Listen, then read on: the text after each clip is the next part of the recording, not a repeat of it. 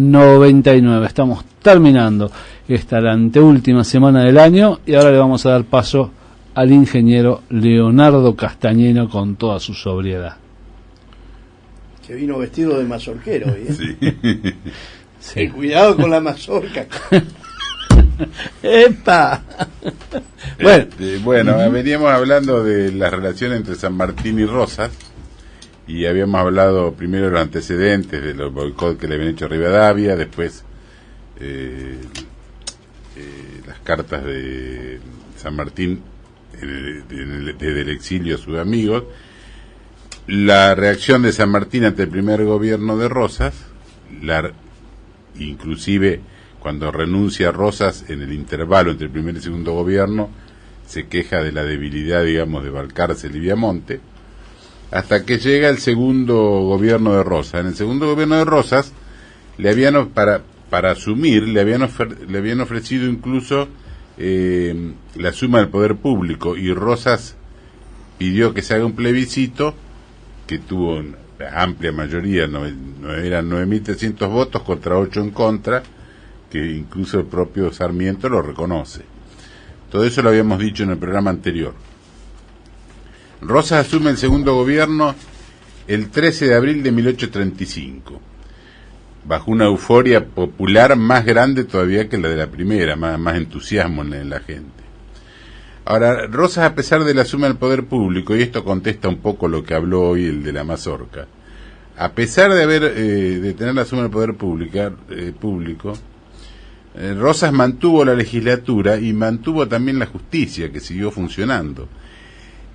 Él actuó en algunos casos de justicia, pero más que nada en lo que ahora se consideraría ley marcial o juicio sumario, o si no, por ejemplo, en los casos de crímenes políticos. Sí, o que eran tomados infraganti, por ejemplo, o incluso lo que ahora sería la justicia federal. Por ejemplo, un caso típico fue el de Facundo Quiroga, que lo asesinan en Córdoba, y el gobernador cordobés y otros gobernadores le delegan a Rosas la justicia. Entonces Rosas, que tampoco los juzgó él, los hizo juzgar, y los condenaron a muerte, y él lo que hizo fue hacerlo fusilar. Aparte, el Estado no estaba organizado constitucionalmente como ahora. Claro. Hay que tener en cuenta eso, sí, también, que era una especie de pactos, sí, provinciales entre las provincias, que no estaba reglamentado por ninguna Constitución nacional, claro, ninguna ley madre. Lo único que estaba el Pacto Federal, que fue, digamos, de 1831, de 1831. Sí, ahora, Rosas toma algunas medidas, digamos, porque había caos y la anarquía anterior se traducía, digamos, en el Estado, en el gobierno. Entonces, Rosas toma algunas medidas, como por ejemplo separa de la administración pública, ya sean militares o eclesiásticos que sean unitarios o que estén en contra de la federación, los separa, impone el uso del cintillo punzó a todos los funcionarios, y incluso le exige un juramento de fidelidad a la santa causa. Inclusive yo conté la vez pasada una anécdota del cónsul inglés que mandó al secretario a presentar una nota y no lo dejaron entrar porque no tenía la divisa punzó. Entonces protestó con una carta, pero eso sí, el cartel, el mensajero que llevó la correspondencia de protesta, también tenía que ir con un cintillo punzó, porque si no se lo recibía. Entonces San Martín, desde el exilio, cuando se entera de todas esas medidas y todas las acciones de gobierno, se entusiasma, digamos, con el gobierno de Rosas. Y entonces le escribe a Tomás Guido el 17 de diciembre de 1835 una carta que entre otras cosas dice: mi querido amigo, hace cerca de 2 años escribí a usted que yo no encontraba otro arbitrio para cortar los males que por tanto tiempo han afligido a nuestra desgraciada tierra, que el establecimiento de un gobierno fuerte, o más claro, absoluto, que enseñase a nuestros compatriotas a obedecer. Esto parece un escrito de hace unos días, ¿no?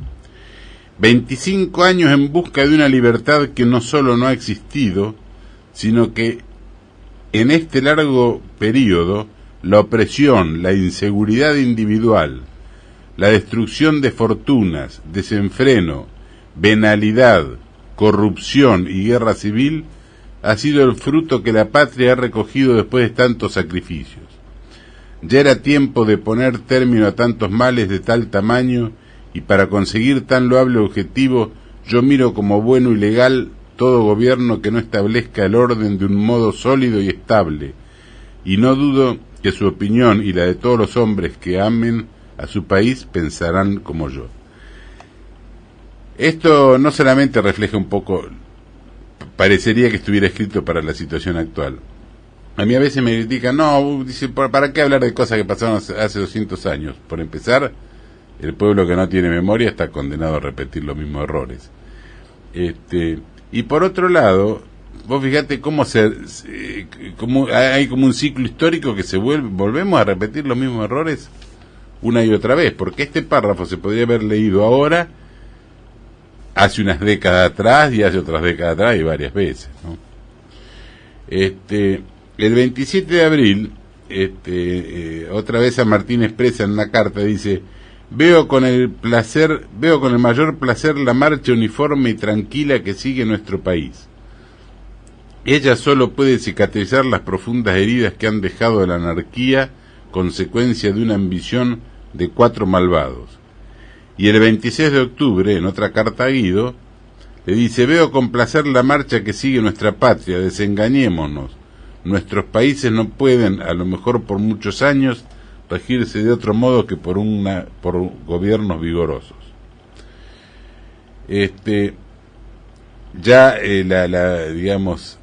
La figura de Rosas ya estaba en el corazón y en el sentimiento de San Martín.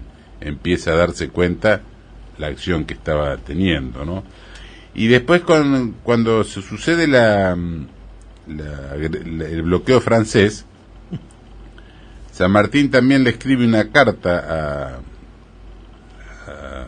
Guido, y el 10 de junio de 1939 le dice así: esta conducta, la agresión francesa, puede atribuirse a un orgullo nacional cuando puede ejercerse impunemente contra un Estado débil, pero lo que no puedo concebir es el que haya americanos que por un indigno espíritu de partido se unan al extranjero para humillar a su patria y reducirla a una condición peor que la que sufrimos en tiempos de la dominación española.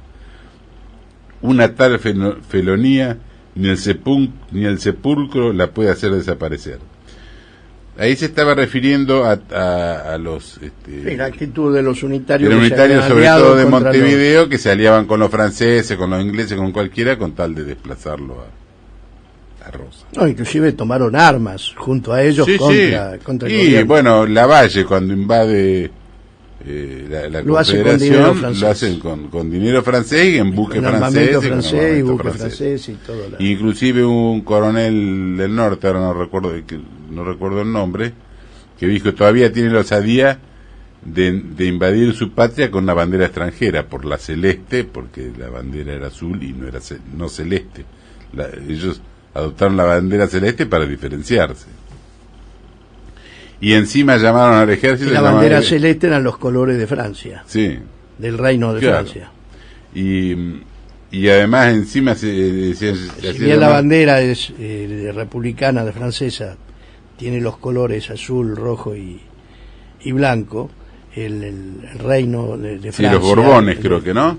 El escudo era la flor de lis y el color era celeste.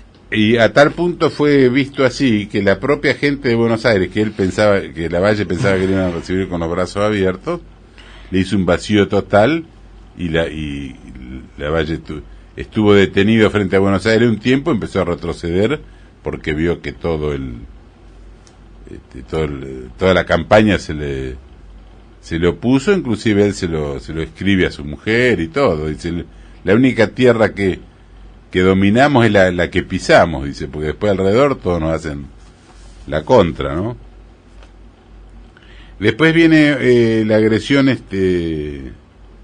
anglo-francesa, que ante la inminencia, digamos, de esa intervención, San Martín le expresa a Guido el 19 de abril de 1845. Le dice: ¿qué me dice usted de la intervención que se anuncia de la Inglaterra, Francia y el Brasil? Porque Brasil quería intervenir, pero los ingleses no lo dejaron, porque no querían que se apodere de ambas márgenes del río. Entonces lo dejaron de lado a Brasil. Dice: ¿qué me dice de la intervención que se anuncia de la Inglaterra, Francia y Brasil en nuestra contienda con la banda oriental? No puede persuadirme, traten de emplear la fuerza para hacerla efectiva. Yo me inclino a creer más bien una mediación amistosa a la que se trate de proponer. De lo contrario, sería un abuso inicuo de la fuerza, sin que por esto consiguiesen los resultados que se proponen, es decir, la terminación de la guerra. Por el contrario, ella se prolongará por mucho tiempo indefinido y por consiguiente perjudicial a los intereses de los beligerantes y neutrales. Y una vez producida la invasión, otra vez San Martín le vuelve a escribir una carta a Guido y le dice: es inconcebible que las dos naciones más grandes del universo hayan unido para cometer la mayor y más injusta agresión que pueda cometerse contra un Estado independiente. No hay más que leer el manifiesto hecho por el enviado inglés y francés para convencer al más parcial de la atroz injusticia que se ha procedido.